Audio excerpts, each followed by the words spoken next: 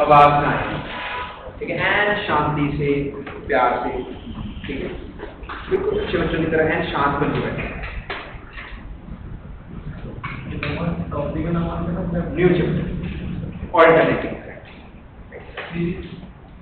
Last class में बेटा we have seen कि हमारे पास एक AC generator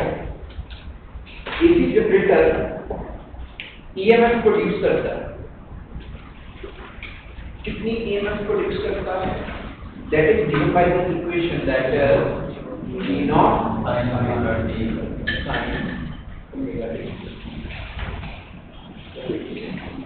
naught sin omega t it means अगर बेटा मैं ईएमएफ का इक्वेशन बनाता हूं with time, with variation of time, तो हमारे को कैसा कर्व मिलेगा? साइनसॉइडल कर्व मिलेगा। साइनसॉइडल कर्व यहां पर बेटा E naught क्या है? E naught is called the constant या peak value or maximum value of voltage. E naught is the maximum value of the voltage.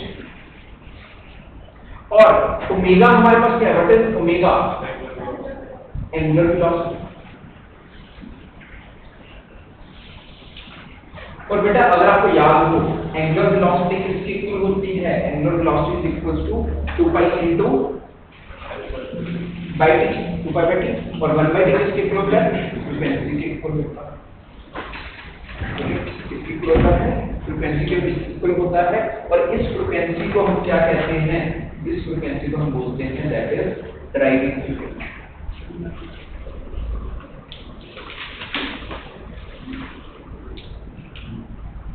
इस फ्रीक्वेंसी को हम क्या बोलते हैं? Driving frequency. अब बेसिकली अगर बेटा इस फ्रीक्वेंसी की अगर मैं बात करूं तो यहां पर हमारे पास ईएमएफ का साइनसॉइडल कर्व कैसे मिलेगा हमारे को? We will get sinusoidal curve like this. So यहाँ पर हमारे पास E है और एक्स एक्सिस में हमारे पास क्या है? टाइम। साइन की मैक्सिमम वैल्यू इज 1 और अगर मैं 1 को मल्टीप्लाई करूंगा E naught से तो E का मैक्सिमम वैल्यू कितना आ जाएगा? E naught, यानी कि maximum value of EMF is E naught। और सिमिलरली यहाँ पर हमारे पास नीचे वाली जगह पर कितना होगा? दैट इज माइनस साइन की मिनिमम वैल्यू इज -1।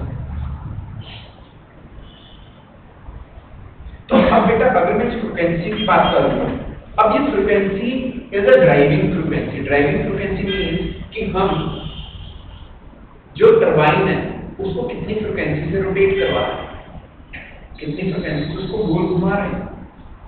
ये किसके ऊपर डिपेंड करता है? इट डिपेंड्स कि कौन उस जनरेटर को डिजाइन कर रहा है, कौन उस जनरेटर को डिजाइन कर रहा है। सबसे पहले अब ये जैसे फैन रोटेट कर रहा है तो फैन इस पर्टिकुलर स्पीड पर कितने रेवोल्यूशंस लेगा पर मिनट, ये कौन डिसाइड करेगा? ये कौन डिसाइड करेगा? इंजीनियर डिसाइड करेगा जो इसको बना रहा है। कौन डिसाइड करेगा? इंजीनियर डिसाइड करेगा जो इस फैन को डिजाइन कर रहा है। सिमिलरली अब हमारे पास क्या है? टरबाइन, ठीक है। टरबाइन को हमारे को रोटेट करवाना है। टरबाइन को क्या करवाना है? रोटेट करवाना है। अब वो टरबाइन कितने रेवोल्यूशंस देगी? वो टरबाइन कितने रेवोल्यूशंस देगी एक सेकंड के अंदर, वो कौन डिसाइड करेगा? जो इंजीनियर उस डैम को कंस्ट्रक्ट कर रहा है और उसके नीचे एक टरबाइन को इंस्टॉल कर रहा है। और इंडिया के अंदर, in India, what is the frequency of current we get? 50 hertz. We get the frequency is equal to 50 hertz. 50 hertz or 50 per second. This is the frequency of the current we get over here in India. तो यानी कि अगर मैं EMF की बात करूं एक wave complete कब होगी? That is starting from 0, this is completed one wave, this one wave is completed, this is the second wave, third wave, so तो हमारे पास इंडिया के अंदर एक सेकंड के अंदर कितनी वेव्स पास होके जाएंगी? कितनी वेव्स पास होके जाएंगी? 50 वेव्स पास होके जाएंगी एक सेकंड के अंदर। यहां तक सभी श्योर? ठीक है। तो अब अगर आपको क्वेश्चन आ जाता है हाउ मेनी टाइम्स, ठीक है, ये क्वेश्चन आया हुआ है नीट के अंदर, how many times value of current gets 0 in 1 second। एक सेकंड के अंदर इंडिया के अंदर कितनी बार करंट का वैल्यू 0 होता है? Answer is 100 times. Answer is 100 times. कैसे? अब मुझे एक बात बताओ, यहां पर करंट का वैल्यू कितना है? What is the value of EMF? 0। तो एक वेव चली, यहां पर स्टार्टिंग पर वैल्यू 0 है, और ये वेव चली, ये दोबारा से यहां पर इसका वैल्यू कितना होगा? 0 होगा। ठीक है, और यहां पर आके वेव कंप्लीट। अब आप बोलोगे सर एक वेव में तो 3 बार 0 हो रहा है, एक वेव में कितनी बार 0 हो रहा है? 3 बार 0 हो रहा है। बट बेटा अगर मैं स्टार्टिंग वाले पॉइंट को 0 मान लेता हूं और ये मिडिल पॉइंट को 0 मान लेता हूं, ठीक है, तो ये 0 आएगा, this is the starting of the second wave, this is become the second starting of the second wave.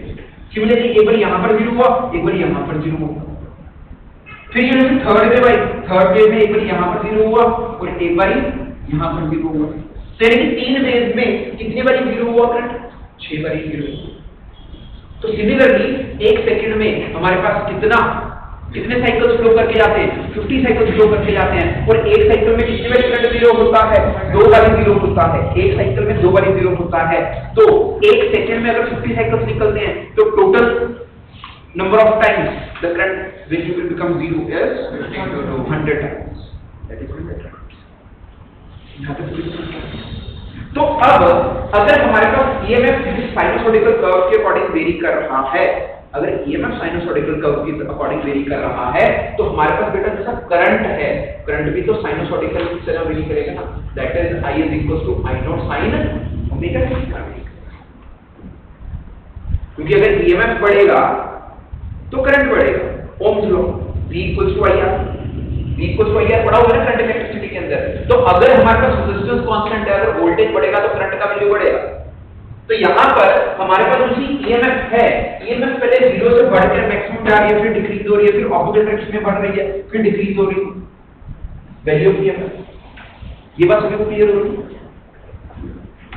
तो हमारा करंट भी साइनसॉइडली वेरी करेगा and it will behave like this with the time. Current का value very करेगा, this is I and this is I naught minus। और यहाँ पर बेटा I naught हमारे पास क्या है? मैक्सिमम वैल्यू ऑफ करंट और peak value of current, peak value of current. यहाँ तक सभी को क्लियर है? श्योर? अब बेटा हमारे पास जो यहाँ पर ये एलईडी लाइट चल रही है, ठीक है, it is running on which current? It is running on alternating current. तो अब बेटा ये लाइट एक सेकंड के अंदर 100 बारी बंद हो रही है, 100 बारी इसकी लाइट 0 हो रही है, बंद हो रही है, चल रही है, बंद हो रही है, चल रही है, बट कितने टाइम्स? 100 टाइम्स, जो हमारी आई सेंस नहीं कर पाएगी, जो हमारी आई सेंस नहीं कर पाएगी। इसलिए मेरे को ये क्या लग रही है कि कंटिन्यूअसली ही चल रही है। या हमारे पास जो सा बल्ब होता है, it glows 100 times and it gets value of 0 100 times in 1 second, और वो इतनी फास्ट है कि हमारी आईज उस चीज को ऑन ऑफ को सेंस नहीं करता। गेटिंग माय पॉइंट बेटा?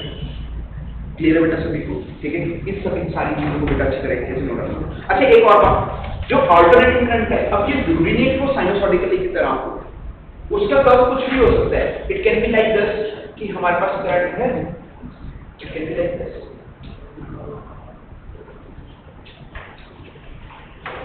और it can be like this is also alternative.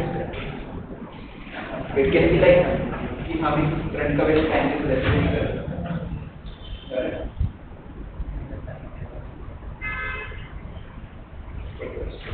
So these all are the alternating currents. These all are the alternating currents. यहाँ तक सभी क्लियर है? तो इस बेटा पूरी चीज को नोट डाउन करो।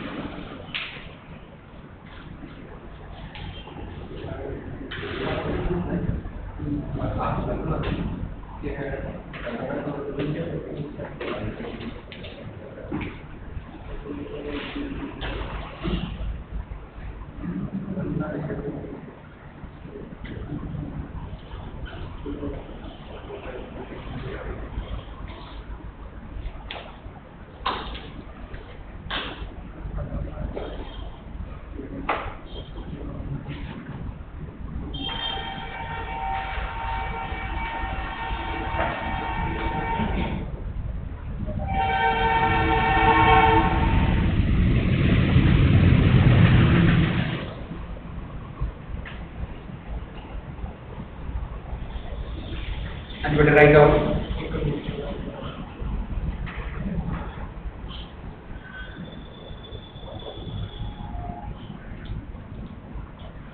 Write down. An electric current.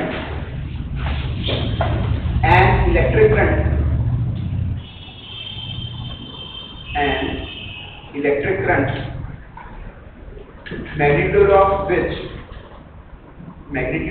which changes with time, magnitude of which changes with time, and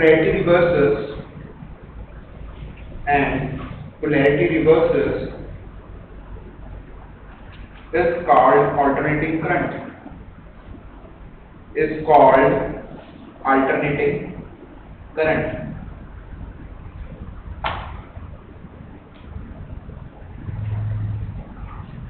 Next लिखो बेटा, advantages of AC current. नया heading, advantages of AC current.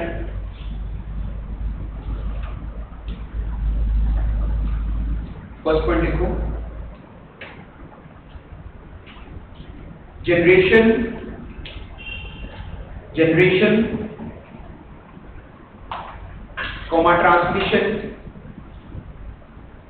and distribution of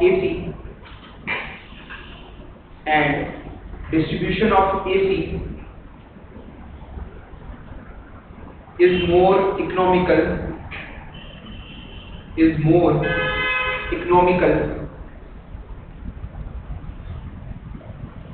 that is less costly than DC.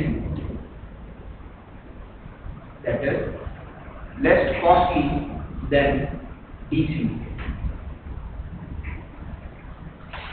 Second point लिखो, the alternating voltage can be stepped up. The alternating voltage can be stepped up or stepped down easily using a transformer.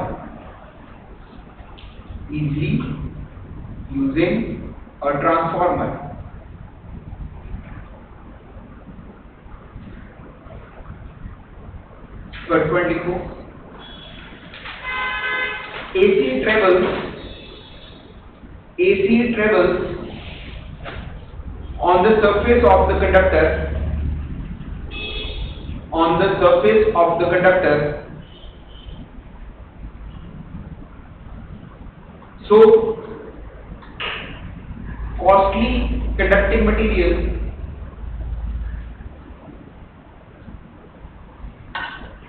can be saved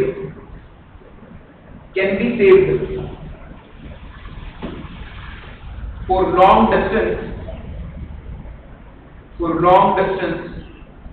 transmission,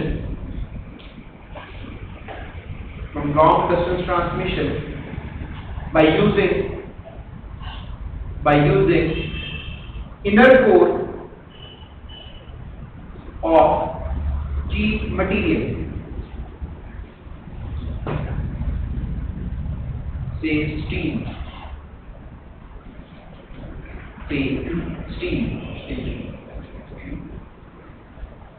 Fourth point लिखो,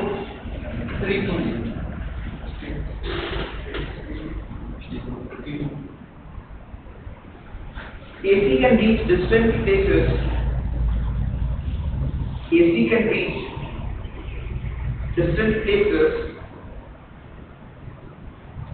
Without much loss of electric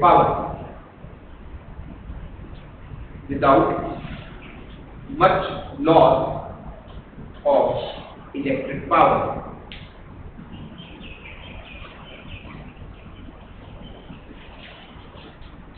Fifth point लिखो, AC is easily converted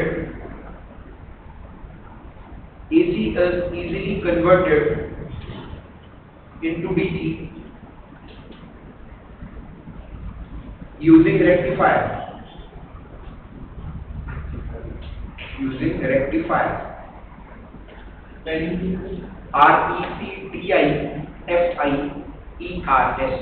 Rectifiers.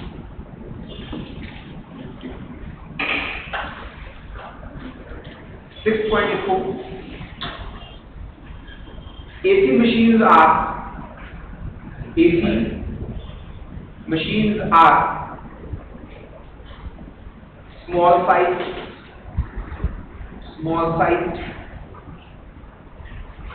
having longer life, and easy to use,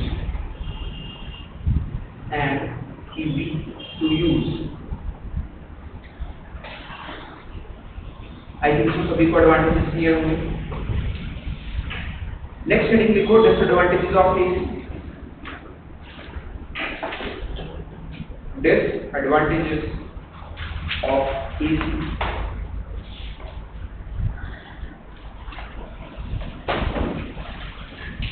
First point is AC can be more dangerous. AC can be more dangerous than DC because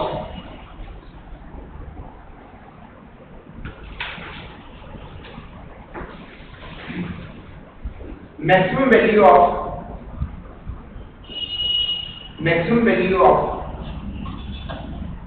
AC current is root 2 times the effective value. Root 2 times the effective value. Root 2 times the effective value. अब बेटा इस चीज का क्या मतलब है?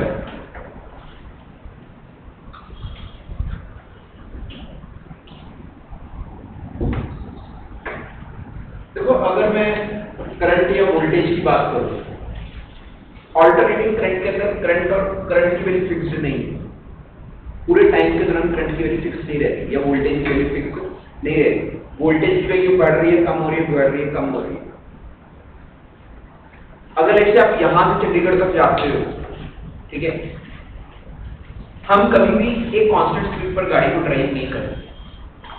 हमारी speed कभी बढ़ती है, हाईवे के ऊपर माइट बी कैसे क्रॉस 120 और लेट्स से हम किसी रेड लाइट्स पर आ रहे हो, our speed become speed for some time during the journey.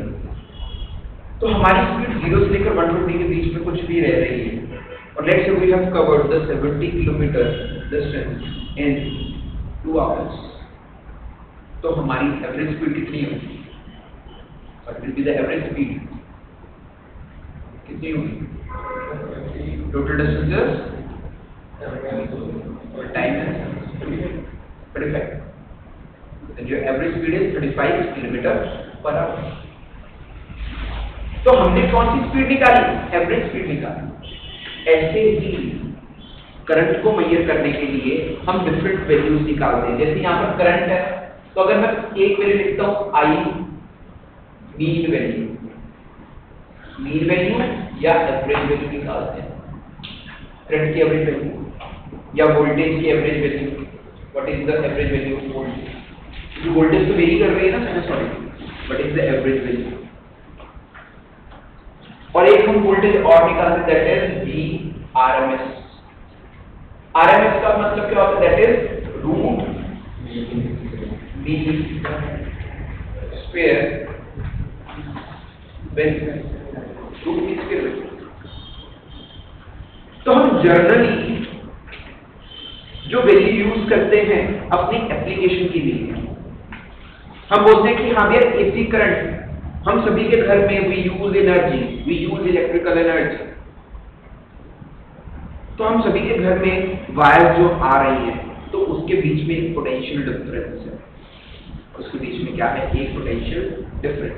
So can you tell me what is the potential difference between get over here in India? 220 volts. If you check the motor switch of your house या AC stabiliser, उसके ऊपर voltmeter और ammeter दोनों stabiliser. तो अगर आप voltmeter की reading देखोगे तो हमारे पास जो सी वोल्टेज आती है दैट इज 220 volts। अच्छा, वो जैसे 220 volts आती है, वो कौन सी वैल्यू होती है? That is called the RMS value. That is RMS, it is not mean value, it is RMS value. यानी कि डे टू डे कैलकुलेशन के लिए जो हम वैल्यू यूज करते हैं करंट इलेक्ट्रिसिटी के अंदर, क्योंकि अल्टरनेटिव करंट है, अल्टरनेटिव करंट का तो वैल्यू चेंज होता जाए, हम कौन सी वैल्यू यूज करेंगे? आरएमएस वैल्यू यूज करेंगे। कौन सी वैल्यू यूज करेंगे? आरएमएस। अच्छा, आरएमएस वैल्यू की अगर मैं बात करूं, let's say maximum value of voltage, RMS value कुछ यहां पर होगा, ईआरएमएस, यानी कि ईआरएमएस का वैल्यू ई नॉट से मैक्सिमम वैल्यू ऑफ ईएमएफ से क्या होगा? कम होगा। पर अगर बेटा मेरे को रिलेशन निकालना है आरएमएस और ई नॉट के बीच में, देन हमारे पास रिलेशन क्या आता है? That E not is equal to root times of E RMS. और हमारे यहाँ पर ई आरएमएस कितना आ रहा है? That is 220। तो ई नॉट कितना होगा? E naught will be root 2 times of 220। तो maximum value, peak value of voltage कितनी होगी? 311। So maximum value of current will be 311 volts. तो यानी कि अगर हमारे को बोला जाता है कि घर पर वोल्टेज आ रही है कितनी? 220 वोल्ट्स आ रही है, तो उसमें मैक्सिमम वोल्टेज कितनी है? 311 वोल्ट। पर अगर मैं डीसी की बात करूंगा, तो डीसी के केस में अगर मैं वोल्टेज का ग्राफ बनाता हूं, तो लेट्स से यहां पर वोल्टेज रखता हूं और वोल्टेज वैल्यू लेता हूं 220, तो वो तो 220 ही रहेगी, वो तो कांस्टेंट ही रहेगी टाइम के साथ। तो maximum value 220, but 220 volt AC means maximum value of voltage is 311 volt. So AC is more dangerous than DC current. यहाँ तक सभी क्लियर है? इस चीज को बेटा नोट डाउन करो, इस चीज को नोट डाउन। और ERMS को लिख लो, हाँ, या इसको E लिख लो, B ना लिखो, आप कंफ्यूज हो जाओगे। E का मतलब भी और B का मतलब भी voltage he.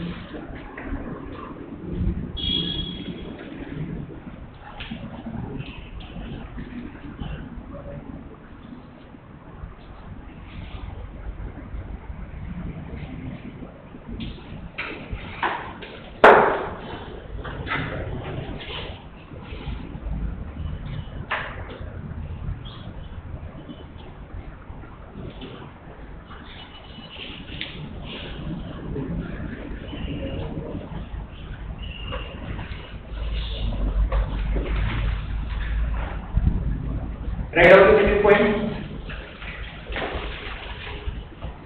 AC cannot be used. AC cannot be used in electrolysis processors.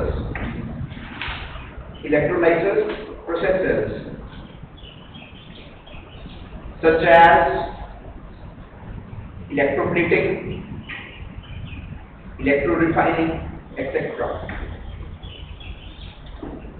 Electroplating, electrorefining, etc.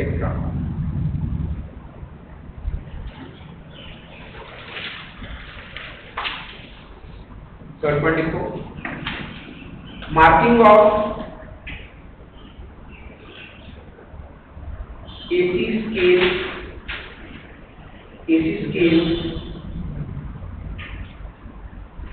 of meters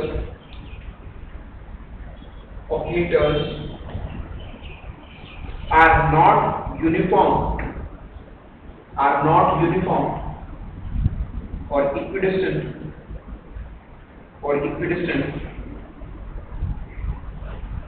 for small measurements.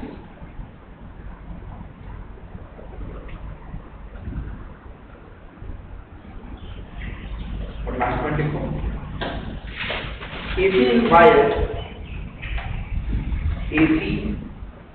in wire is not uniformly distributed is not uniformly distributed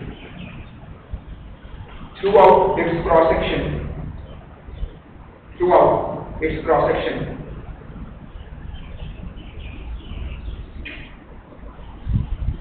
Full stop. The AC density is much greater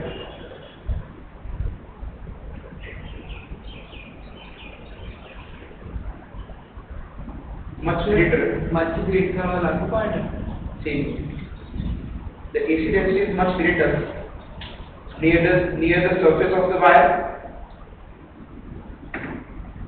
Near the surface of the wire.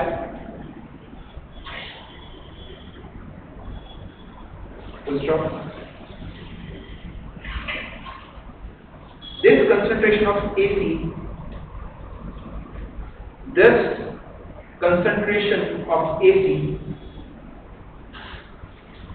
near the surface of the wire is called skin effect.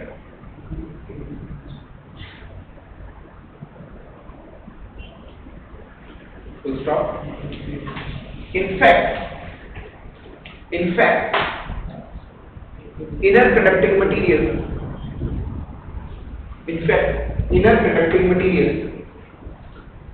remain unused.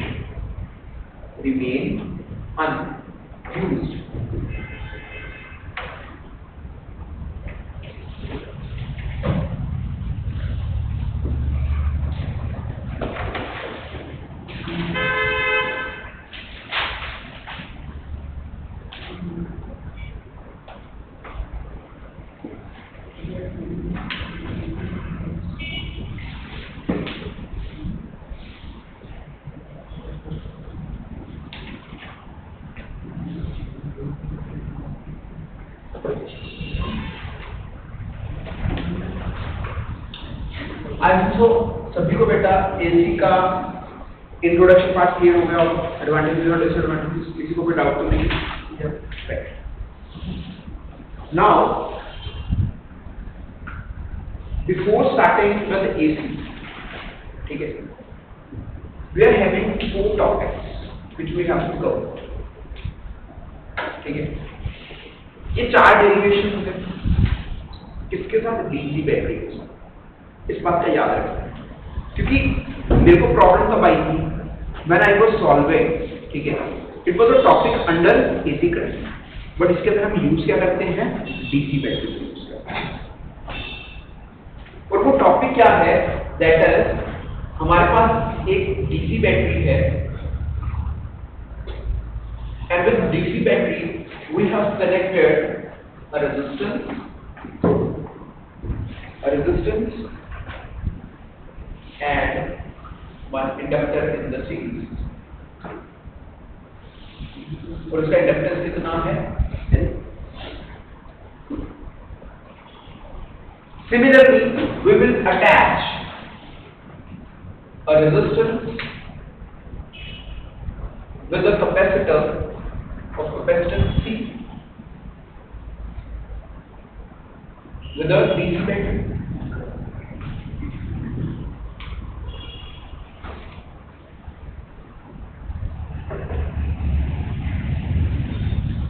और late से battery का voltage कितना है? ई voltage का battery. देखो बेटा, resistance का कैसा डिवाइस है? रेजिस्टेंस एक ऐसा डिवाइस है, अगर इसमें से कुछ करंट पास आउट होगा तो it will convert one form of energy to another form of energy. For example, if this resistance is a heating coil, अगर यहाँ पर एक बैटरी लगाएंगे तो अगर इस बैटरी के इस रेजिस्टेंस के थ्रू कुछ करंट जाएगा तो जितने टाइम के लिए करंट जाएगा, ठीक है, तो इसके अंदर हीट प्रोड्यूस होगी. If it is a lightning device, इसके अंदर लाइट प्रोड्यूस होगी. ठीक है, और वो कौन सा लॉ को फॉलो करता है? Resistance Ohm's law. और ओम्स लॉ क्या है? V = IR. यानी कि जितने टाइम के लिए उसके क्रॉस वोल्टेज लगाएगा उतने ही उसके क्रॉस करंट आएगा और वो एक एनर्जी को डिसिपेट करेगा. यानी कि resistance is a device which dissipates the energy, जो एनर्जी को क्या करता है? कंज्यूम करता है. अगर वोल्टेज कम लगाएंगे तो कम करंट आएगा, ज्यादा वोल्टेज लगाएंगे तो रेजिस्टेंस में से ज्यादा करंट आएगा। ये बात तो क्लियर होगी। ऑन द अदर हैंड अगर मैं बात करूं कैपेसिटर, कैपेसिटर क्या करता है? एनर्जी को क्या करता है? स्टोर करता है। कैपेसिटर क्या करता है? एनर्जी को स्टोर करता है। आपने देखा होगा कैपेसिटर की प्लेट के ऊपर कौन सा चार्ज आ जाता है? पॉजिटिव और नेगेटिव चार्ज आ जाता है। और कैपेसिटर एनर्जी को स्टोर करता है in the form of electric field और magnetic field, in the form of electric field. तो अब बेटा यहां पर ये एनर्जी स्टोर का फॉर्मूला क्या है? That is energy store in capacitor का फॉर्मूला क्या है? That is half C square, that is voltage across the capacitor, and C is the capacitance of the capacitor. और energy stored per unit volume कितनी थी capacitor के अंदर? U bar. What was the energy stored per unit? That is half epsilon naught E square, half epsilon naught E square. This is energy stored per unit volume. Similarly, inductor is a device which stores the magnetic energy. और energy stored in inductor कितनी होती है? That is UL is equals to half L I square. Correct solution to the inductor. ये हमने last class में EMI chapter के अंदर अभी सॉल्व किया, that is energy stored inside the inductor, और इसको प्रॉपर डेरिवेशन लिखा है। And similarly what is energy stored in the inductor पर unit volume? That is half, हाँ यहां पर एप्सिलॉन ऊपर है तो यहां पर नीचे क्या आ जाएगा? म्यू नॉट आ जाएगा, और यहां पर इलेक्ट्रिक फील्ड का स्क्वायर है, यहां पर कौन सा स्क्वायर आ जाएगा? मैग्नेटिक फील्ड का स्क्वायर आ जाएगा। This was the energy stored per unit volume of inductor. यहां तक सभी क्लियर है? तो यानी कि अब हमारे पास इंडक्टर भी एनर्जी को स्टोर करेगा और कैपेसिटर भी एनर्जी को स्टोर करेगा। Inductor will store the energy in the form of magnetic field and capacitor will store the energy in the form of electric field. अब हमने 4 टॉपिक्स करने हैं। वो 4 टॉपिक्स कौन से आपको रटे होने चाहिए? First topic is charging of RL circuit. ये एनर्जी को स्टोर कहां से करेगा? अपने आप से एनर्जी ले आएगा? नहीं, बैटरी से एनर्जी लेगा। बैटरी से कुछ एनर्जी लेगा और अपने आप से स्टोर करेगा। तो मैं आपको फर्स्ट टॉपिक क्या करना है? Charging of LR circuit. हाँ, एलआर सर्किट बोल दो, ठीक है। तो चार्जिंग ऑफ एलआर सर्किट, और जब हम एक बार इंडक्टर चार्ज हो गया फिर हम इसको क्या करेंगे? डिस्चार्ज करेंगे, and that is discharging of LR circuit. Similarly charging of RC circuit and discharging of RC circuit. यहां तक सभी को क्लियर है? ये 4 टॉपिक्स क्लियर है। और एक बात का ध्यान रखना है, कि यहां पर जो हम सोर्स ऑफ बैटरी यूज कर रहे हैं, सोर्स ऑफ बैटरी कौन सी यूज कर रहे हैं? डीसी सोर्स कर रहे हैं। यहां तक क्लियर है? इस चीज को बेटा आप नोट डाउन कर लो, ठीक है? मैं I am writing the derivation, और उस चीज को बेटा नोट डाउन कर लो।